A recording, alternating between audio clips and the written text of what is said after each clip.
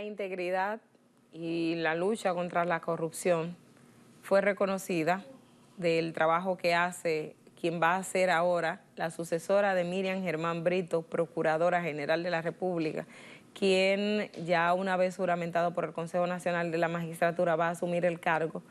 Tuvo una ponencia, o no ponencia, un discurso en el acto que hace 2 años celebró Participación Ciudadana, justamente reconociendo su integridad y la lucha contra la corrupción, tanto de ella como directora de persecución del Ministerio Público, y a Wilson Camacho, que es el director del PETCA, de la Procuraduría Especializada de Persecución de la Corrupción. Yo quise tomar parte o ese discurso de Jenny Berenice para que ustedes vean cuál es su postura y lo que ha planteado en cuanto al trabajo que ha tenido que asumir a lo interno de la Procuraduría, pero también de cómo desde ese trabajo que hacía en Santiago como fiscal titular tanto de Santiago como del Distrito Nacional, y las luchas que ha tenido precisamente que llevar para enfrentar la corrupción y lo que ella califica como jurisprudencia de la corrupción. Escuchemos parte de ese discurso, señor director.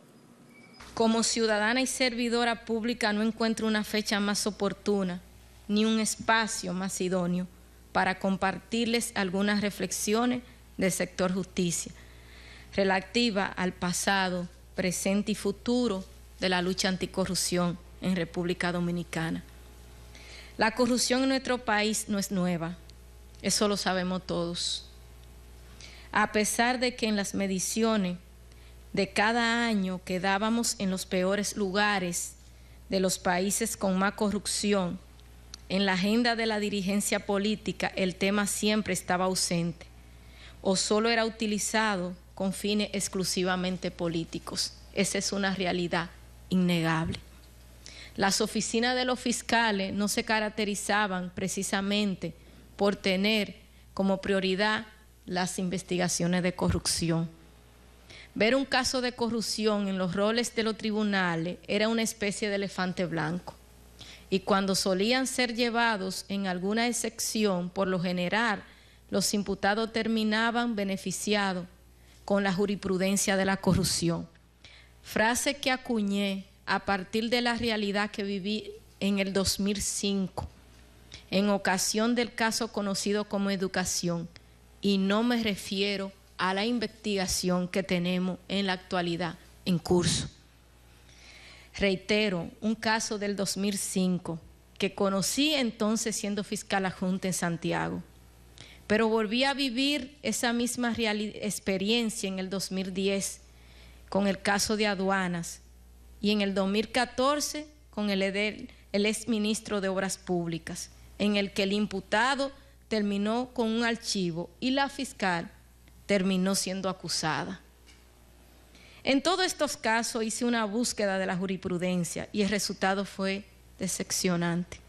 Lo que encontré fue una jurisprudencia que en términos generales estaba llena de cambios de criterios, de inobservancia a los estándares de valoración de la prueba y de una irracionalidad tan palpable que hacía evidente que el resultado no había sido producto de un error judicial o una justificada variación de criterio del tribunal. Debo reconocer que estos criterios por lo general solo tienen aplicación para el caso de corrupción. No existían antes y no permanecen para otros. Espero que en un momento no muy lejano podamos ser capaces como sociedad de hacer un análisis objetivo de esta realidad, no necesariamente en el marco del clásico y entendible escenario de contradicción que son los tribunales. Es pertinente preguntarnos por qué no nos atrevemos a debatirlo desde la academia o las escuelas de derecho. Quizás porque nos daremos cuenta de que la realidad es que somos uno de los países con leyes sustantivas y procesales más beneficiosas para la corrupción. Y para eso es suficiente hacer un breve ejercicio de derecho comparado, por ejemplo, con Colombia y otros países de la región. Por las funciones que habíamos tenido dentro del Ministerio Público, desde el 2005 intentamos llevar algunos de los casos de los escasos procesos de corrupción que se dejaban en la Fiscalía, ya que es sabido que los casos de corrupción se llevan por una procuraduría especializada. Por eso comencé desde muy temprano en mi carrera a sentir lo que implicaba llevar un caso de corrupción. En el caso de aduana, en ese momento se entendió que era una afrenta atreverme a judicializar un proceso en el que había hijos de connotados dirigentes del entonces partido de gobierno. Nunca olvidaré unas horas después de haber realizado los allanamientos de ese caso, un alto dirigente político se animó a presentarse a mi despacho de fiscal de Santiago y textualmente me dijo: pero tú no sabes qué has hecho, tú sabes a quién has allanado. Esto no es un error, es una afrenta imperdonable. Y tú no tienes la fortaleza ni el arraigo político, porque ni siquiera sabes buscar un voto, cosa en la que tenía razón. No sabía buscar voto, pero sí instrumentar proceso.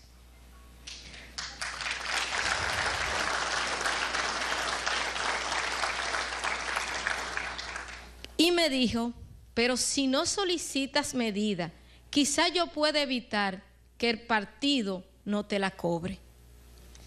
Mi respuesta fue simple: no se preocupe por mí, pero si en algo usted quiere ayudarlos, puedes recomendarle que busquen buenos abogados, porque nuestra investigación ha recabado muchas evidencias.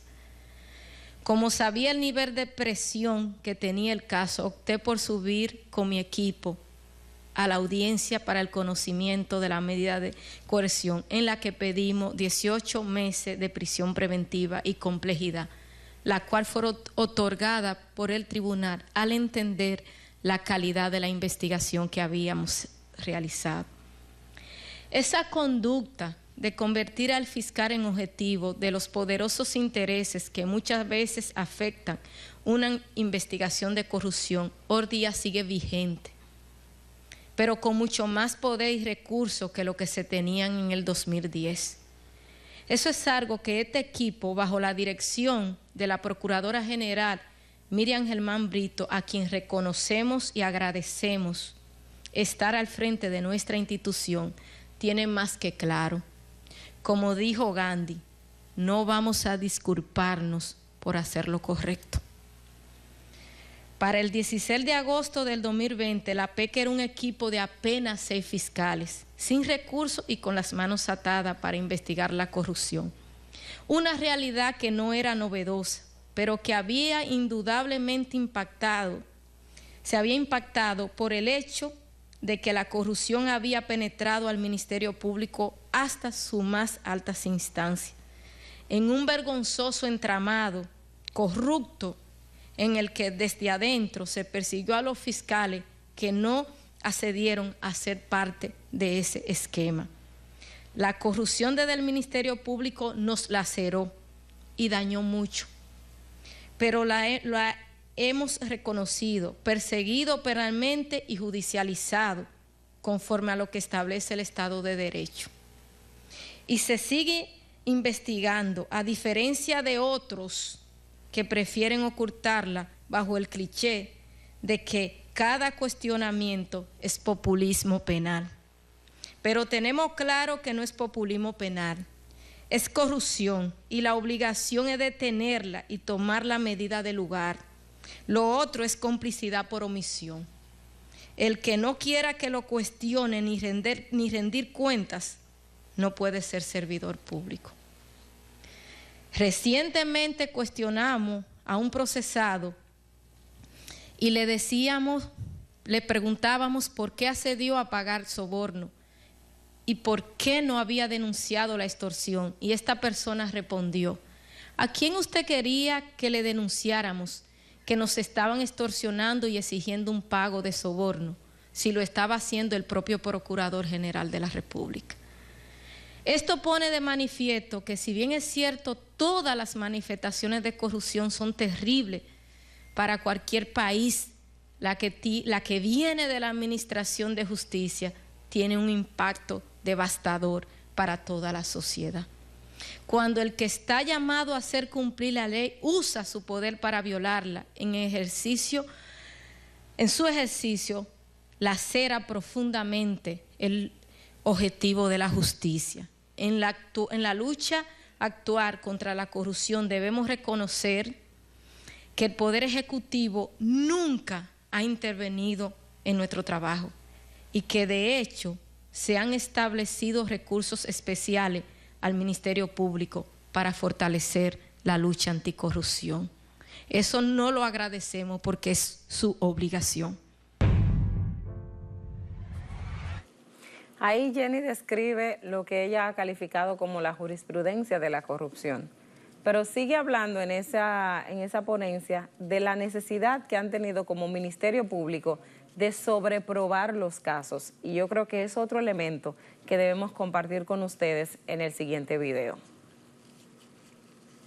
A pesar de que todavía tenemos muchos desafíos por delante, somos conscientes del equipo que tenemos en la actualidad, al que la procuradora magistrada Miriam Germán Brito le permitió convertir el auditorio de la Procuraduría General de la República en espacio de investigación. Hoy no tenemos auditorio en la Procuraduría, pero sí tenemos un fuerte e inédito e indetenible equipo de investigación.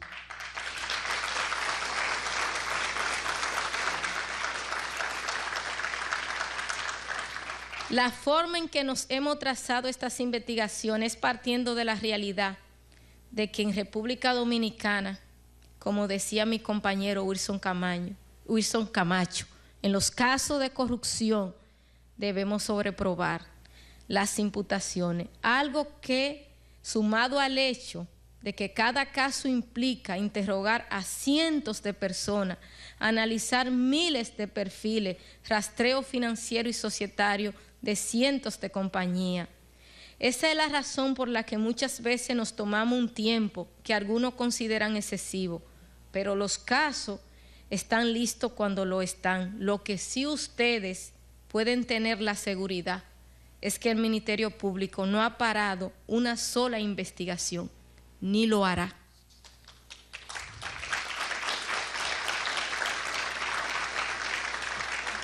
Quiero pedirles la anuencia a todos los presentes para que me permitan nombrar a algunos de los miembros del equipo, de mujeres y hombres que han hecho posible estas investigaciones.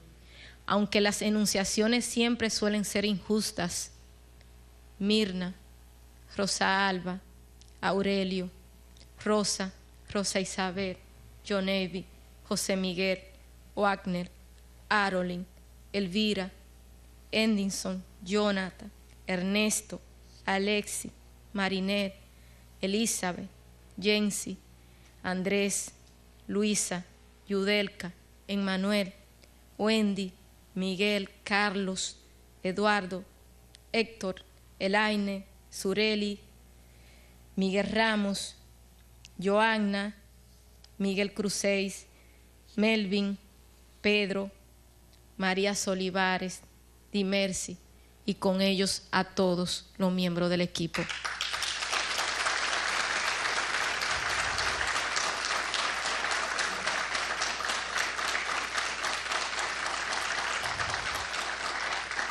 Gracias del alma por el enorme sacrificio, por trabajar sin horario, por muchos días alcanzar a ver el alba en las oficinas o realizando alguna diligencia de investigación, después de decenas de horas seguidas de trabajo, por poner los objetivos por encima del obstáculo. Gracias como ciudadana y como fiscal, y a su familia, no solo las gracias, les pedimos comprensión y perdón. Pero esto no es por nosotros, es por ustedes, es por el país, es por todos. Porque este equipo ha tenido que cambiar su forma de vida. Hoy día tenemos que saber con quién conversamos, a dónde vamos, con quién nos juntamos, qué hacemos o planificamos en nuestra vida personal. Todo eso se ha visto y seguirá profundamente impactado por este trabajo en el que pasamos la mayor parte de nuestros tiempos, pero no lo vemos como un sacrificio, sino como una responsabilidad ante el país. Junto a ustedes aspiro.